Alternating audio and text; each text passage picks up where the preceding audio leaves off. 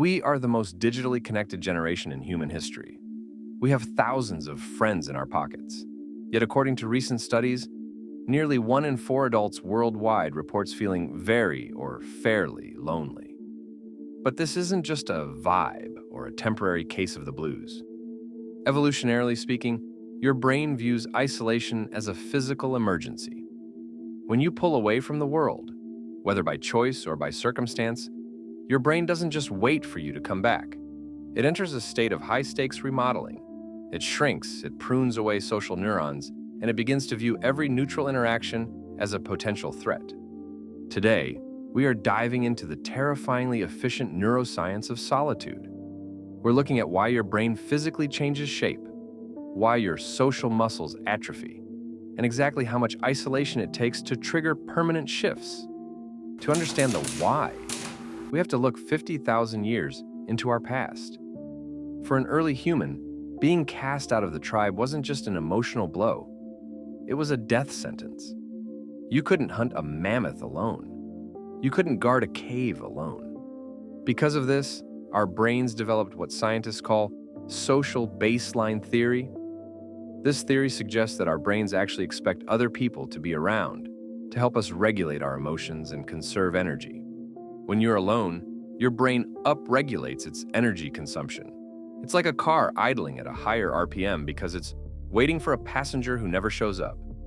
Connection is a biological requirement, just like food or water. When you lack it, your brain sends out a hunger signal. We call that signal loneliness.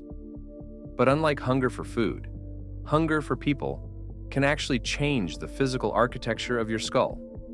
Let's talk about the actual anatomy. In a landmark study involving researchers in Antarctica who spent 14 months in relative isolation, the results were staggering. Their brains actually lost volume. The hippocampus. This is your hard drive for learning and memory. Under chronic isolation, the production of new neurons slows down, and the region physically contracts. This is the biological reason behind brain fog. If you've ever felt like your memory is slipping after a long period of being alone, this is why. The prefrontal cortex. Think of this as your CEO.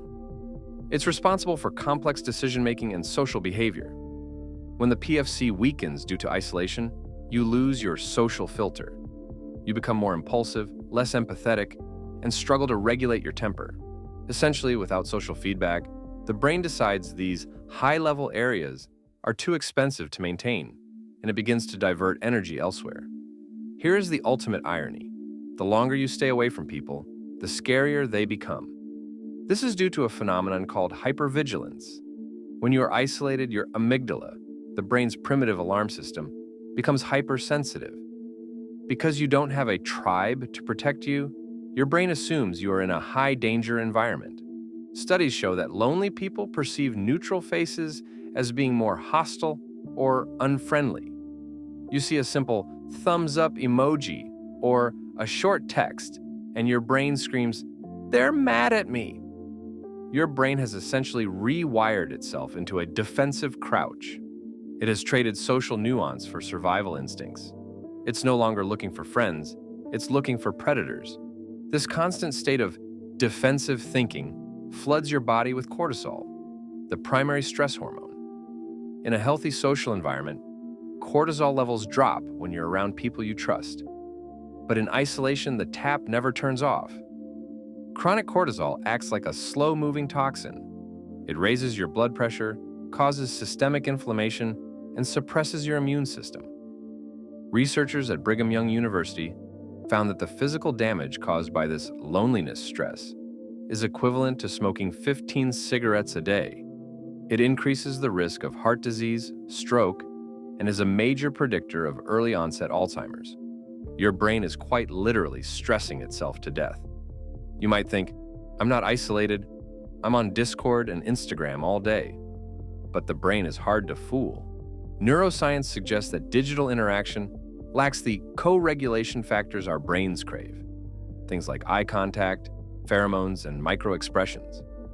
While social media provides a dopamine hit, it often fails to provide the oxytocin, the bonding hormone, that actually calms the amygdala. It's like eating social candy. It tastes good for a second, but it doesn't actually nourish the brain cells that are starving for real connection. Here's the light at the end of the tunnel. Your brain is incredibly plastic. It wants to heal. You don't need to host a gala to fix this. You just need micro-connections. Research shows that even weak ties, a 30-second chat with a barista or a quick hello to a neighbor, can signal to your amygdala that the world is safe again. This is called social snacking. These small moments of recognition trigger small bursts of oxytocin, which act as a coolant for the inflammation in your brain. Over time, this stimulates neurogenesis, the birth of new neurons in the hippocampus. You can literally grow your brain back through connection.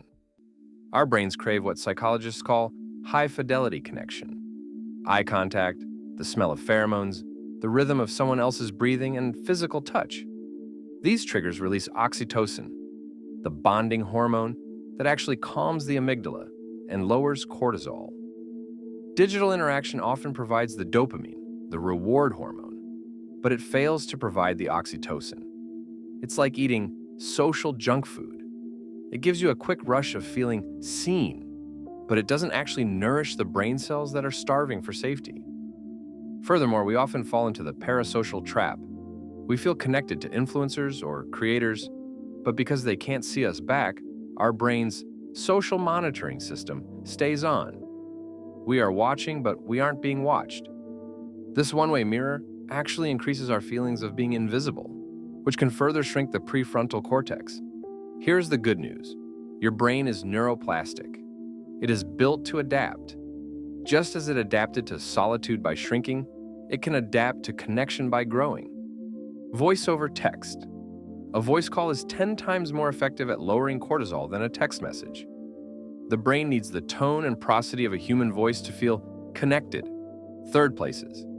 Spend time in third places, locations that aren't work or home. Even being in the presence of other humans without talking, what sociologists call civil inattention, helps lower the brain's high alert setting. This stimulates neurogenesis. You start growing new neurons in the hippocampus. You start strengthening the prefrontal cortex. You are quite literally growing your brain back through the act of being present with others. Your brain is a social organ. It was never meant to function in a vacuum. It's a beautifully complex machine designed to work in sync with others. If you've been feeling that isolation fog, don't beat yourself up. It's a biological response. But today I want to challenge you. Don't just like this video, use it as a prompt. Reach out to one person. Pick up the phone. A voice is 10 times more effective at calming the brain than a text.